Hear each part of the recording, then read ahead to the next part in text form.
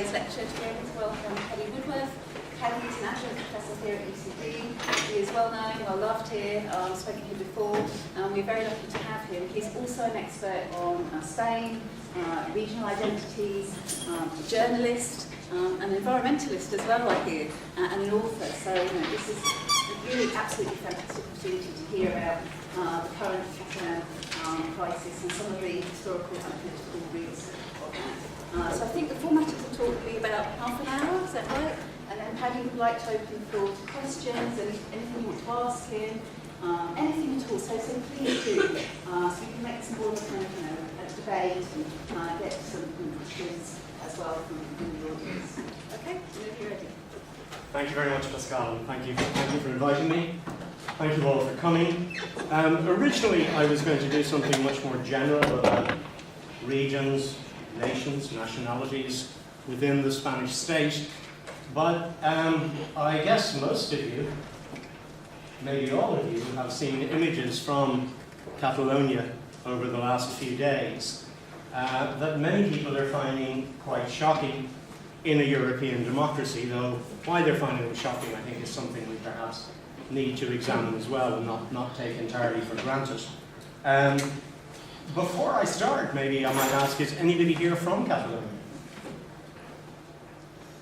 Anybody here from other parts of the Iberian Peninsula? Where are you from? Mallorca. Mallorca. Okay, not so far from Catalonia. Yeah. According to some Catalan nationalists, not very far at all. So I want to try and give you some background. Essentially, for those of you who don't know, what happened last Sunday is that the government of Catalonia, first things first, Catalonia is a region with a very strong sense of its own identity. Its capital is Barcelona, and it has an autonomous government, a government with very considerable powers of self-government, including its own police force, though it doesn't control all the police forces within Catalonia. The current Catalan government, which has a narrow majority in the Catalan parliament, has been pushing towards total independence from Spain. And last Sunday, they attempted to hold, and in fact they succeeded to a considerable extent, in holding a referendum. But this referendum was described as illegal by the Spanish government and declared illegal by the Spanish courts. And in the last analysis, the Spanish courts, the judges, sent in police from outside Catalonia to attempt to stop people voting. And I think that is why, the police brutality and violence was not actually that exceptional in European terms, I'm sorry to say. I mean, certainly anyone who lived in the Basque Country of the 70s and 80s, right into the 90s and 2000s, would have seen this kind of violence on many weekends, much, much worse often.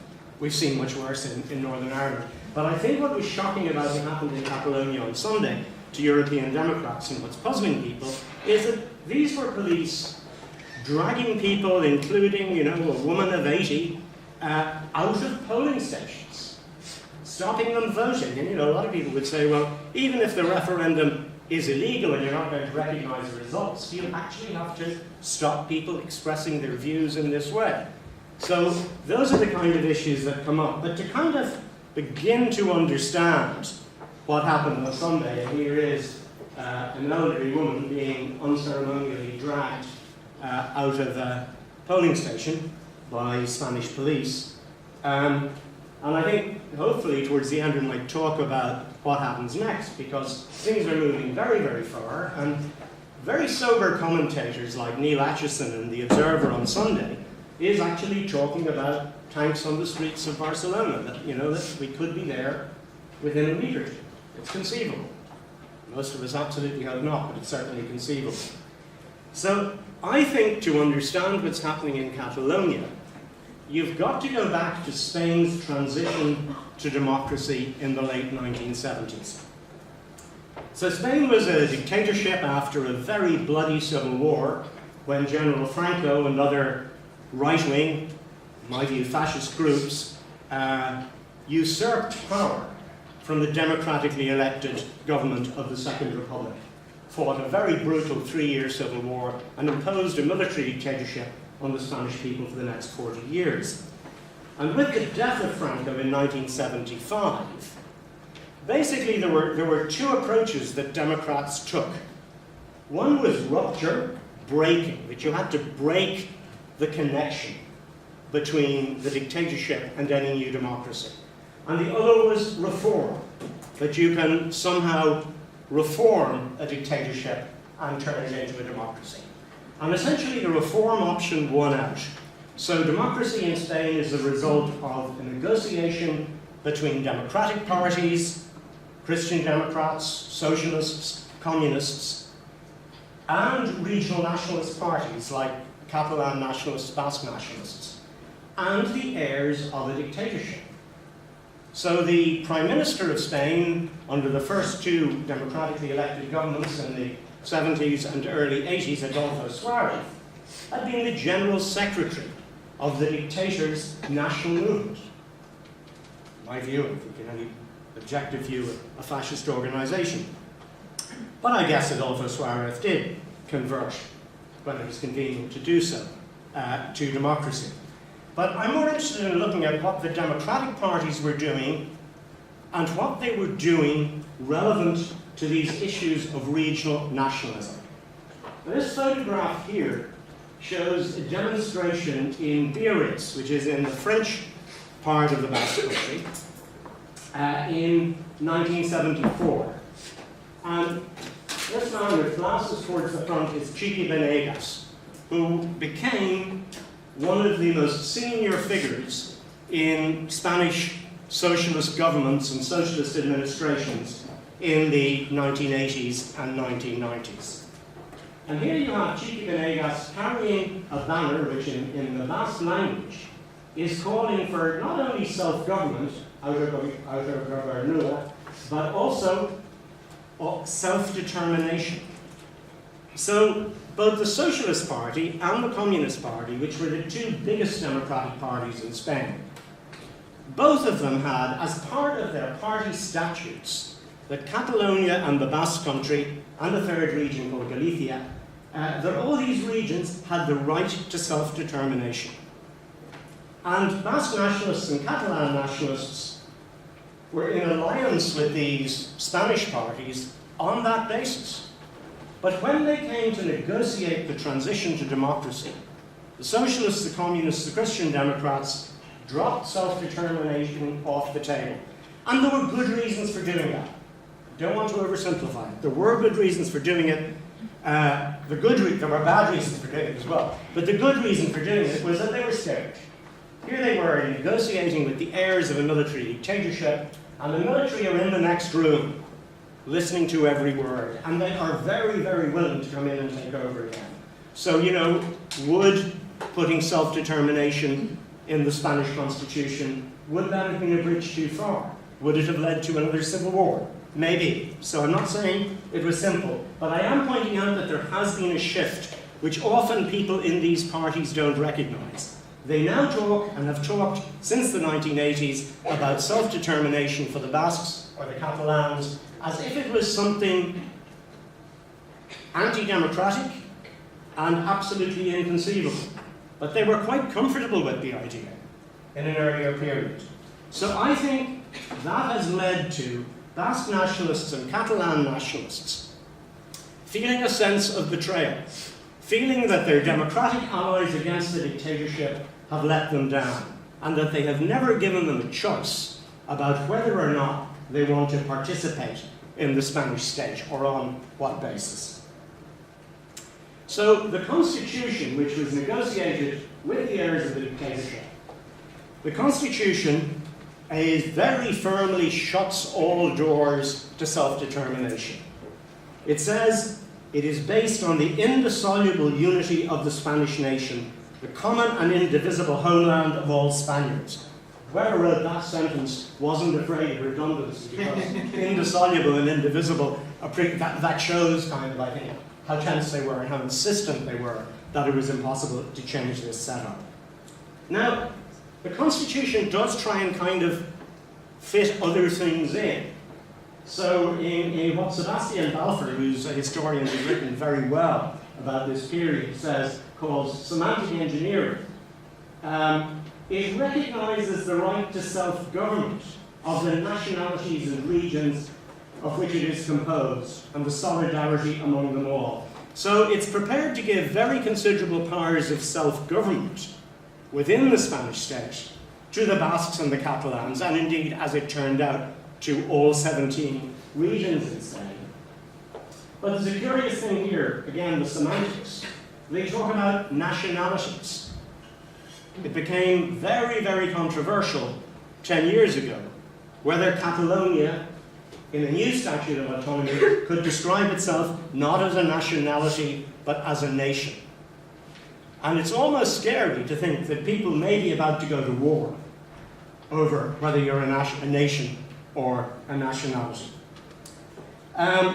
So this constitution, however, while it's worked very well, I think, for most Spaniards, with exceptions, there are many Republicans in Spain who don't like the fact that they have a privileged Bourbon who is their head of state, that they have a monarch. A lot of Spaniards don't like that. But most of them were prepared to live with that. But for the Catalans, they feel they don't. In this demonstration, which is earlier in the present period, it's about 2005, 2006. They're looking for reform of the Constitution. They're not looking for independence at this stage, but they're saying the Constitution should be for everybody. And indeed, there are these huge demonstrations now with not just the Catalan flag, but the Catalan Estelado, the one with the single star, which is a Catalan independence flag, became more and more prominent at these huge demonstrations of up to 1 million people in Barcelona over the last 10 years. And obviously, well, I say obviously because I've lived and worked in the Basque Country for many years, and the Basque Country, one sector of the Basque population, quite a significant sector, about 15% of the Basque population, supported what they called armed struggle, what the Spanish government obviously called terrorism, with the Basque terrorist organization ETA leading this armed struggle. But the Basques also, while that phase of the Basque struggle appears to be over, the Basques also, a lot of Basques, do want independence. So I'm going to focus though today not on the Basque Country but on Catalonia. And it is important to remember, and a lot of Catalans who don't feel they're being heard today in all the noise that's going on, a majority of the Catalan electorate did vote for the 1978 Constitution. And a very large majority of them voted for a statute or charter or law of autonomy in 1979. And since then, as I say, they've controlled their own education system, a lot of their own health services, they have their own police force, they've very much run their own affairs. So you might ask, what's the problem? Just like to throw two thoughts into the mix here. One is that I think it's very important to distinguish the demand for self-determination from the demand for independence. I think it's helpful to think of this in terms of courtesy or good manners. That, the Basques and the Catalans, these are very prosperous areas of Spain. They're not in any kind of traditional colonial sense oppressed by the central administration. So you could say, if you think of Spain as being a very big house, the Basques and the Catalans occupy some of the most comfortable rooms in this house. But Basque nationalists and Catalan nationalists have the feeling that nobody ever had the good manners to ask them whether they wanted to be part of this domestic arrangement. And polls show again and again and again that whereas at the moment in Catalonia, at least 70% of the population wanted a referendum on independence. That's self-determination. They wanted to be able to make the choice. But only 40% would actually have voted for independence. And this makes you wonder about the common sense of the Spanish government. Wouldn't it have been much better to let the thing go ahead and be defeated than to stop it in this way. So I think that's an important distinction. And I think then the next phase of that is that if you repress the demand for self-determination, it may become a demand for independence. And we're seeing in the last few days numerous Catalans getting up and saying, I wasn't even going to vote in this referendum because I regarded it as illegal. But when I saw the way the Spanish government was acting, I went out and voted. Whether I voted for or against, or as many Catalans did also, they voted simply with a blank sheet of paper, but just to show they wanted the right to participate in this referendum. And I think that what's really tilting now towards a very dangerous situation is that the independence movement may shift from being a minority to a majority, and certainly that minority is much more militant today than it was a week ago. So, a few questions. Are the Basque Country and Catalonia nations or nationalities? Well, I think this is a semantic question. And I'll talk a little bit more about nations in a minute. And then, the Spanish conservatives and many Spanish socialists say you can only have one Spanish nation. There can't be nations within a nation. Well, the British, even in the worst period of British colonial history, the United Kingdom was the United Kingdom of Britain and Ireland, but Scotland was also recognised as a nation. Wales was recognised as a nation. So even though Britain did not want to get let go of Ireland in the 19th century, nobody ever said Ireland wasn't a nation. So there are no absolute clear rules or guidelines about these. These are things that every country kind of invents for themselves. And then another important question is who decides these issues? The Spanish government says the only way to change the status of Catalonia is that all of Spain votes on the issue. But the Catalans would say, hey, this is really unfair. We're the people concerned in this. And of course, people in other parts of Spain who don't know our situation or feel hostile to us or whatever are going to vote against the changes we want. So we can never win the changes we want. So we want it to be a matter just for Catalans to decide. That's a very, very tricky question. Because, there is an element of layers of the onion. How many times are you going to reduce the number of people who can take decisions about their future? Are we going to, for example, could you conceive of Northern Ireland where some counties decide to join the Republic and some don't at some future point? Could that be a good thing or a bad thing? But I think the key question we need to look at today is why have independence movements, particularly in Catalonia, become so dominant? It's really important to understand that for the 1980s and much of the 1990s, independence was virtually off the table in Catalonia. There was only one quite small party that was really pushing for independence. And the mainstream Catalan nationalists were very content to kind of run the shop for themselves without having to look over their shoulders too much at Madrid. And they did pretty well at it. So you have to wonder what has changed that they've shifted towards independence. Now, just going back to the question, though, of are they nations, nationalities, or whatever, I've tried to read a lot of academic theory about nationalism and what constitutes a nation. And in the end, everything I read seemed to boil down to one simple formula. That a nation is a group of people that believes it is a nation. And it is that belief, which is often generated by a sense of being oppressed by another nation, that it is that belief that creates nation states. Any kind of criteria you try and come up with, like, do you have a unique language that only you speak? Or, how far back in history do you go? You'll see Spanish newspapers at the moment are full of articles saying Catalonia was never an independent state. Well, so what? Lots of states are created and will be created in the future that didn't exist before. The United Nations is full of states that had no existence before 1945. And another fascinating quote from Eric Hobsbawm is one of the great historians of nationalism, quoting a French historian, is that getting its history wrong is part of being a nation. And there is this, and this is, I think, one of the dangerous things about nationalism. Nationalism loves to simplify. So if you were brought up in an Irish nationalist tradition, you were taught about 800 years of oppression. But actually the relationship between this island and the neighbouring island is far more complicated than that.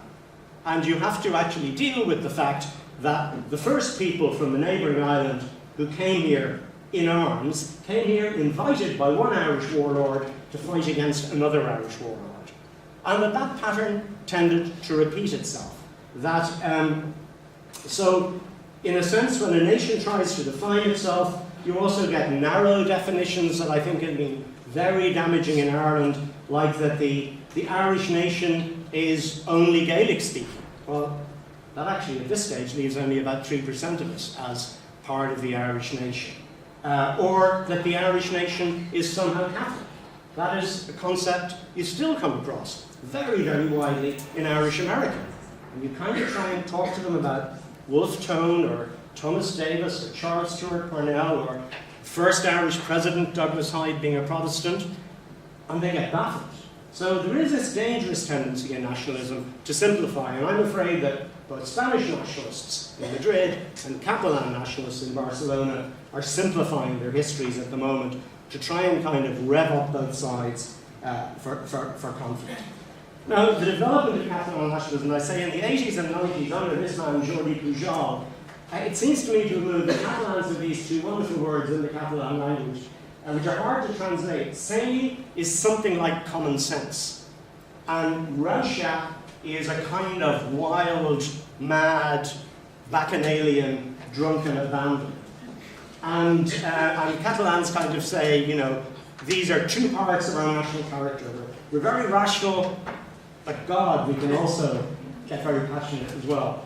And it seems to me that Catalan nationalism has shifted from being very pragmatic to being, today, very angry, very dogmatic. And this really is a huge shift to this flag. I'm using this photograph kind of to show you this woman. I have no idea what she's thinking, but I'm wondering. Because I can't say often enough that there are many, many people in Catalonia, people who consider themselves Catalans, who speak the Catalan language as their primary means of communication, many of them who are not Catalan nationalists, and who see their identity as Catalan, Spanish, and European, and they're happy with the way that fits. And they feel very isolated at the moment, very cut off from these big street movements. And we're hearing very unpleasant stories about the demonization, even of school children. It is a very emotional time, but one school in Catalonia the day before yesterday, which is close to Guardia Civil, Spanish military police barrack, militarized police barracks, and so many of the children are children of Guardia Civil. And one of their teachers kind of called out these kids in class and said, I suppose you're really proud of what your father did yesterday. And that's pretty ugly, you know? Picking on children when you're their teacher. You know, so nasty things are happening on all sides. So now I'm going to take you as fast as I can through how the crisis has unfolded.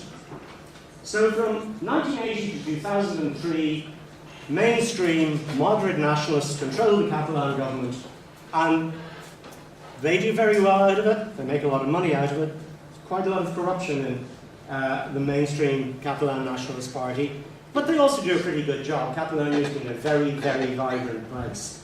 And then from 2003 to 2010s, a very broad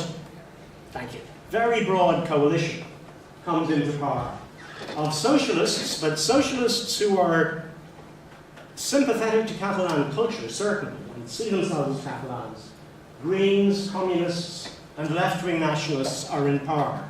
So you get an impression of Catalonia as a very plural society, where lots of different views can get on together in government. And it's interesting, it's actually this party, or sorry, this broad coalition, that negotiates an improved statute for Catalonia.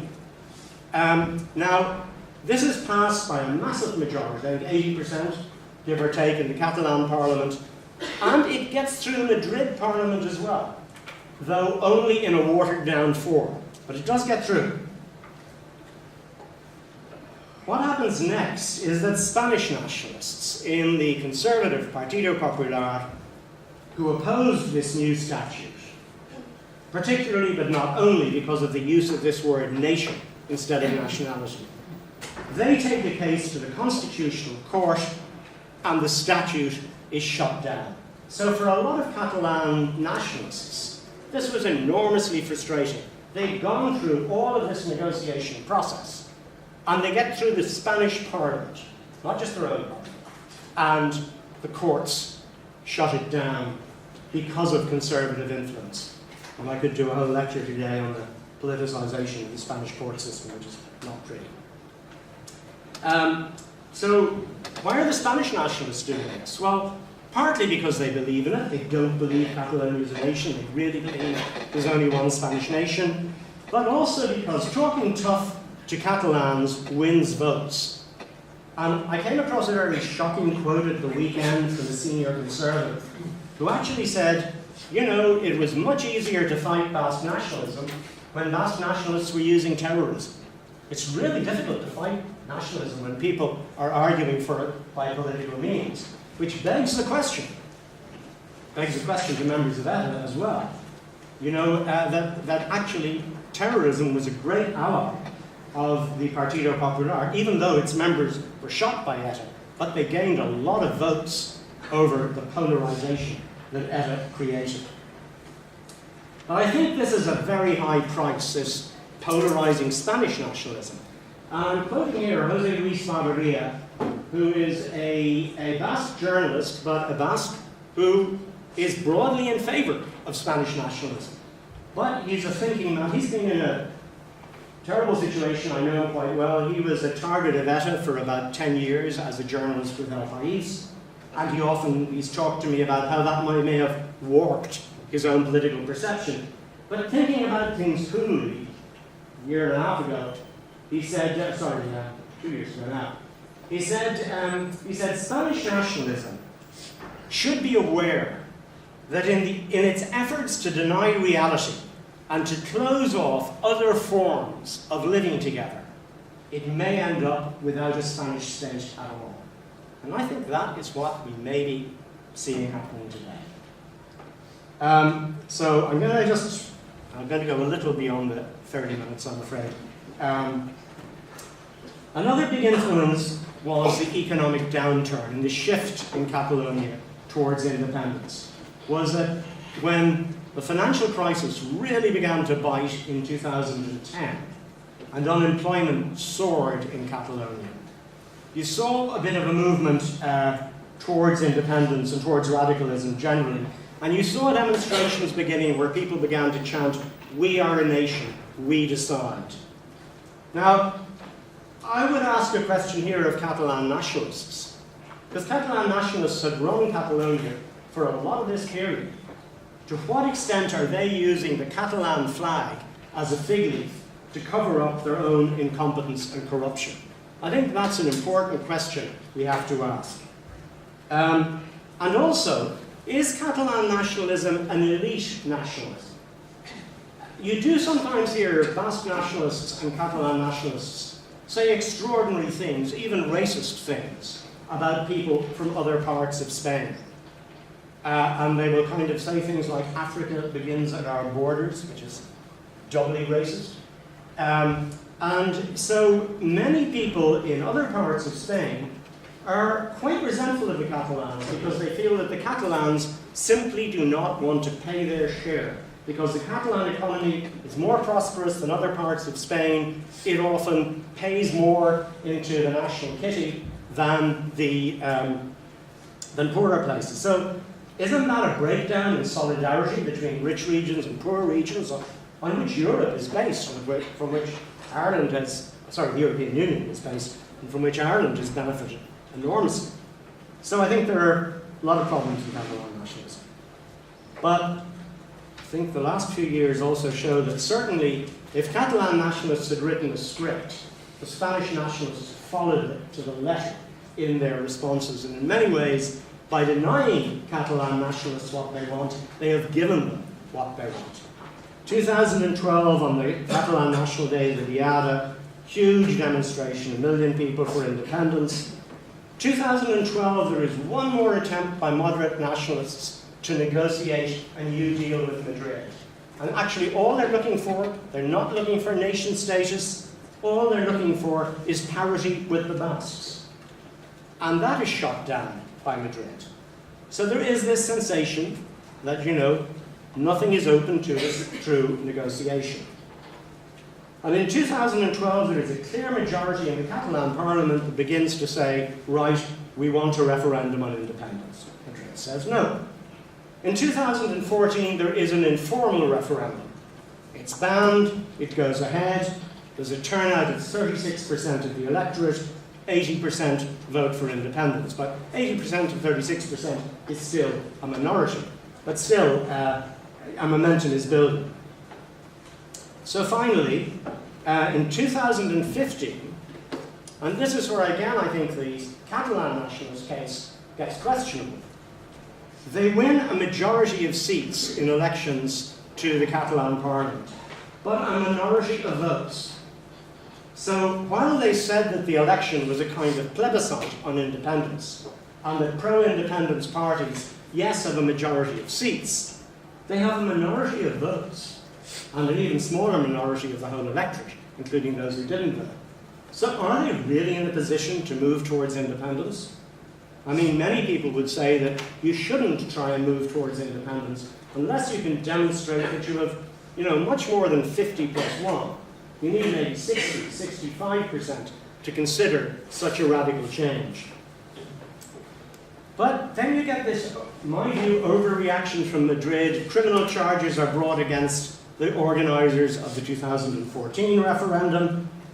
And then in 2017, the Catalan government says we're going to organise another referendum, and this one is going to be binding, it's going to be formal. And in order to get this through Parliament, only a month ago, they violated some of their own procedures. And that's worrying a lot of people in Catalonia.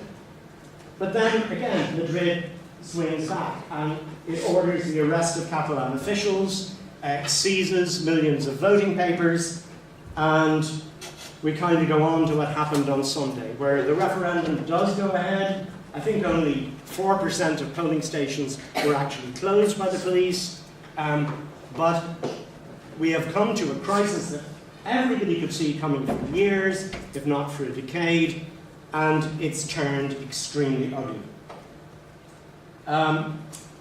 The night before last, the Spanish king makes a speech, and many people hoped that this would be some kind of move towards a resolution of the conflict, because the role of the monarchy in Spanish democracy is supposed to be that of the referee. Now, instead of which, the king, he spoke like an angry headmaster, or more like an angry general. And he was basically telling the Catalans, you have misbehaved, you get back in class and sit up straight and do what we're telling you. It was very much that tone. He made no mention of dialogue. He made no mention of reconciliation. He didn't speak a single phrase in the Catalan language, which he's used in public before, which, you know, might have mollified Catalan feeling a little bit. He was their king too if he speaks their language. All he was threatening was a bigger stick. He essentially said, the state will do by any means necessary of what we have to do to keep Catalonia in Spain. So I think the questions now are, can either side pull back? And if not, what? Because the next two moves, which are horribly predictable, is that the Catalan government is going to declare unilaterally independence. And then, or before, the Spanish government is going to invoke Article 155 of the Constitution, which would enable them to take back all of the powers the Catalan government already has. Either or both of these moves, it's very hard to see how they won't lead to much more conflict than we saw on Sunday, and possibly to loss of life. And again, I want to think about probably the majority in Catalonia who just wish this wasn't happening. You know, don't really identify strongly with either side, and would just like to get on living their lives as citizens of a European democracy. They have been, I think, very marginalised in this polarised discussion. I'd like to do, well, this is, future not Spain, just we don't have a clue, is a friend wrote to me from Barcelona the other night, and he's a very strong critic of Catalan nationalism. But after the King's speech, he wrote to me and said, I'm wondering, is this the end of Spain? Maybe it is. So, this is a very serious academic commentator. Things are very tense. I'd like to end on a slightly more positive note. I think Catalan nationalism has often made a mistake in having a very monocultural view of its own culture. So, this is a meeting at which 218 Catalan self-described intellectuals made the statement that bilingualism kills. Very strong statement. Saying, basically, we only want Catalan spoken in Catalonia. We do not want Spanish spoken in Catalonia. I'd like to shift to a great Basque intellectual and writer, Bernardo Echaga, who is, I think, a vision which kind of unlocks or relaxes these polarized tensions. He says Euskera, the Basque language is called Euskera, he says Euskera is not the Basque language. Echaga grew up speaking Euskera. He couldn't speak Spanish until he was 7. He writes, everything he writes is in Euskera. But he says Euskera is not the Basque language, it's a Basque language. We Basques are lucky. We have Euskera, Spanish, French, and now with global culture, we have English as our languages. So I think that is the kind of vision we need for Europe. Lots of other issues still need to be resolved, and self-determination may well be one of them. But I think it is terribly important that we move away from polarizing identities so that everything is either or, right or wrong, black or white. Thank you very much.